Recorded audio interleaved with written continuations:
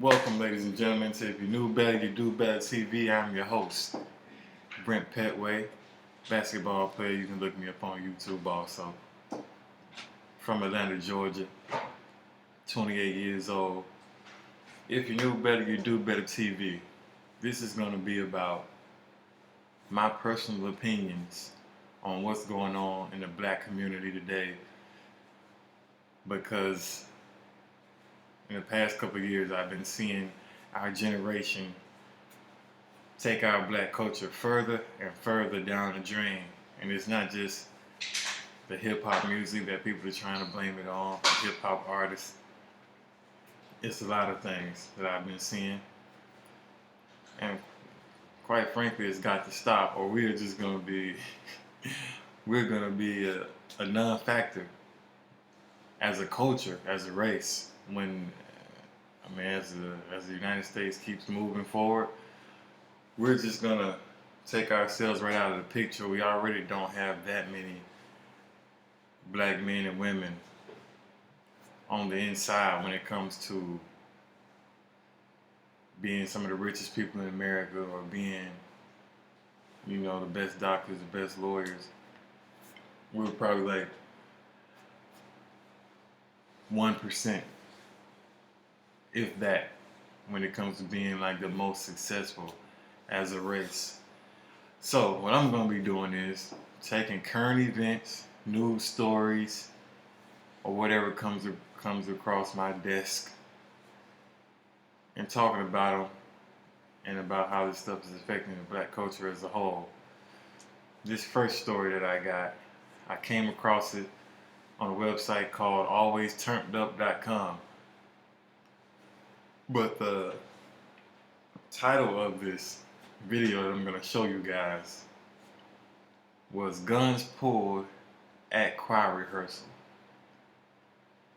That alone right there tells me how far we have fallen as a race in America. Run that, please run that.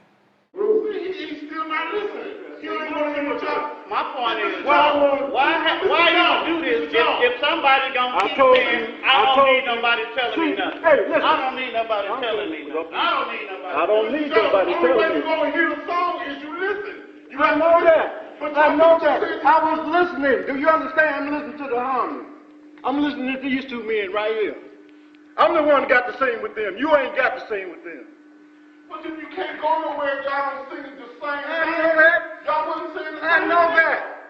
Everything y'all trying to tell me, I know already. I know how to. You know what, Mr. Jones? You know what? I ain't want to. What you want to do, man? What you want to do? Tell me. Let me know what you want to do. Put the gun up, man. What you want to do, nigga? Put the gun up. Put the gun up. What you want to listen to? What you want to do? I got my hand away. What you want to do, nigga? Hey, come on, man. Come on. Come on. Come on. Come on! Come on! Come on! Come on, Jesse! No, Jesse! Jesse, no! No, Jesse! No, Jesse! Here, stop it, Bob. Stop it. Hold up. Hold up, man. Hold up, Jesse. Now, my first problem. I won't even go that hard. This is what's wrong with us black men right now. Now I grew up in the church. From like really church. Like, how Steve Harvey said Monday night through Sunday. No, literally, I was in there from Monday through Sunday for something. We know how choir rehearsals can get heated sometimes, because let's face it, everybody in the choir ain't saved. Let's face it. And this didn't even look like a choir rehearsal. This looked like, some of the musicians or something, and like a little quartet or something. Cause you seen the old dude with the bass over there, with his bass guitar. Okay, so I guess one of the lead singer gets into it with the drummer. And it starts off with just a heated discussion. This is choir. This happens. This happens in choir rehearsal. I'm sure quite often. Like I said, everybody in the choir ain't saved, or everybody in the group, in the singing group ain't saved. This happens.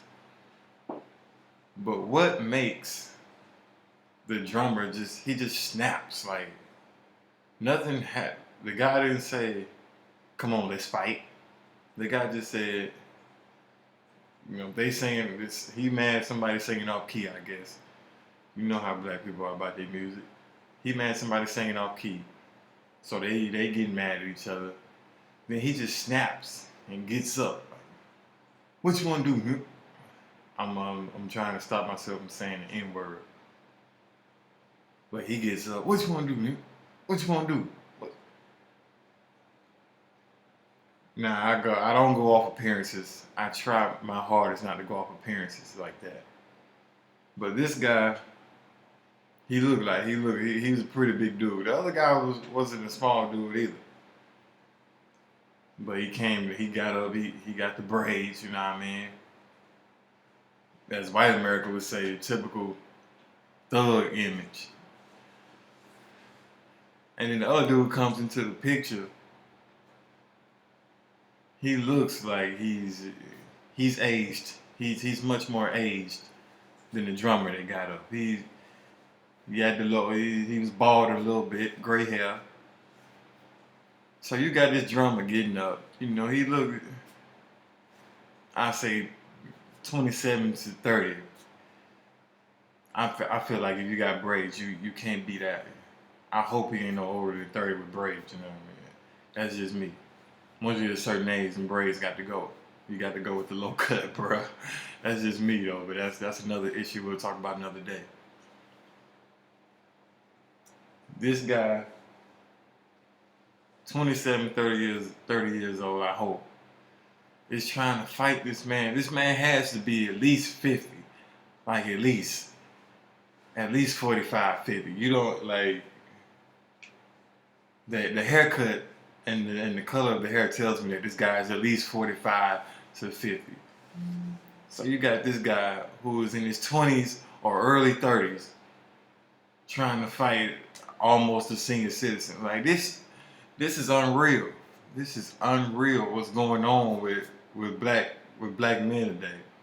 Everybody wants to be a thug. Everybody. Because we have glorified this thug image so much.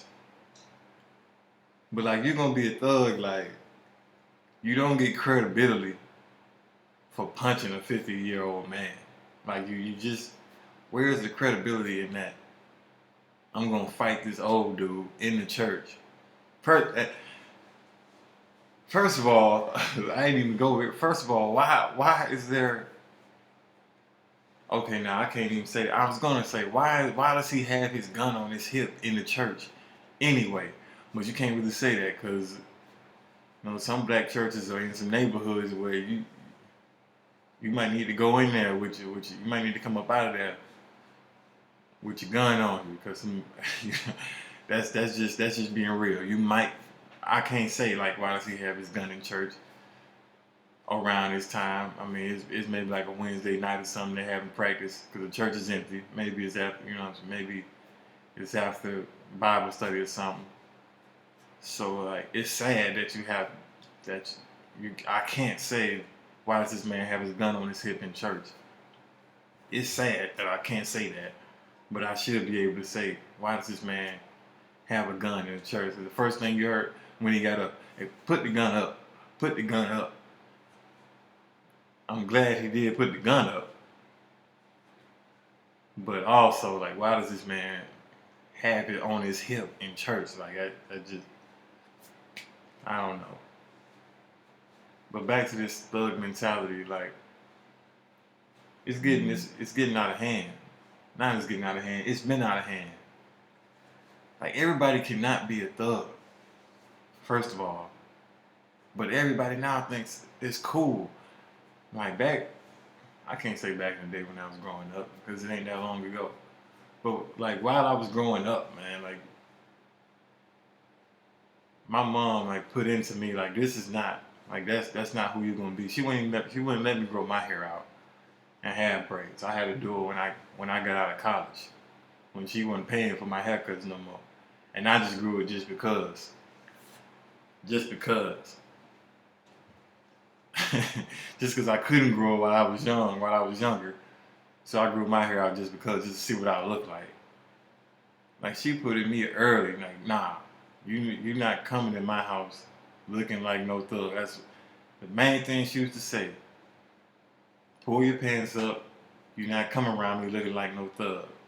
No, you're not growing your hair out because you're not going to be around me looking like no thug. So that was just in me from the get-go.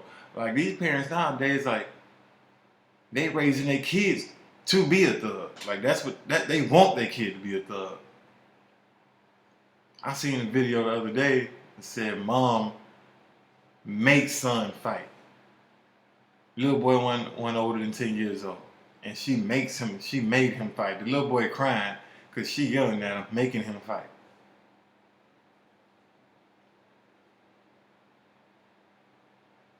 Now it's sometimes like you can't back down as a man. No, you can't. I'm not saying that.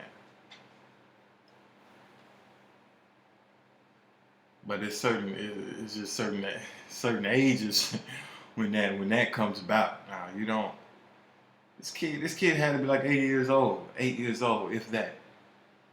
She making this kid fight another young boy. Like, it's crazy. Like, how the black community is like encouraging this so much, and it's a but. We know how the pregnancy rates are in our community. They getting younger and younger, having babies every year. So they young, so they still in the streets. So they teaching their kids how to live in the streets, like how to survive or whatever. Or even if they don't live in the streets, they want their kids to be in the street. To be cool. It's out of hand. It's out of hand. These kids ain't gonna be able to turn that around that easy. That's what I guess these young parents don't realize. Like, they're gonna have this training that they're getting right now, like, this is gonna follow them. It's gonna be hard for these kids to shake this off. I guess that's why this 27-year-old dude trying to beat on this 50-year-old senior citizen. Just dumb. Dumb stuff. I want to prove them hard. Wasn't nobody else in there looking. Everybody that came across the view of the phone, the camera, they all looked like they was at least 45, 50, if not older.